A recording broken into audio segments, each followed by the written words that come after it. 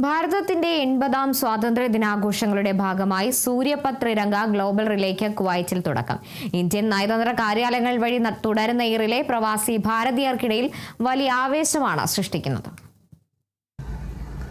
ഭാരതത്തിന്റെ സ്വാതന്ത്ര്യ ദിനാഘോഷങ്ങളുടെ ഭാഗമായി ഇന്ത്യൻ നയതന്ത്ര കാര്യാലയങ്ങൾ സംയുക്തമായി സംഘടിപ്പിക്കുന്ന സൂര്യപത് തിരംഗ ആഗോള റിലേ കുവൈറ്റിലും ആവേശകരമായ പര്യടനം പൂർത്തിയാക്കി.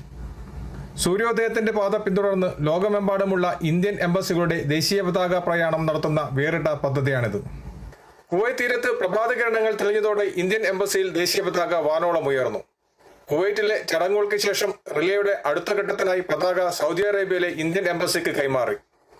പ്രവാസ സമൂഹത്തിൽ ദേശഭക്തിയും ഐക്യവും വളർത്താനായി സംഘടിപ്പിക്കുന്ന ഹർ ഘർ തിരംഗ പ്രചാരണത്തിന് ഊർജം പകരാൻ ഈ സംരംഭത്തിലൂടെ ആഹ്വാനം ചെയ്തു.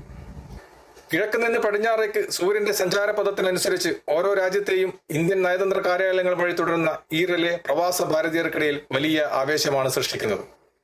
കുവൈത്തിൽ നിന്നും കേരള വിഷന് വേണ്ടി സുനേഷ് വെങ്ങര.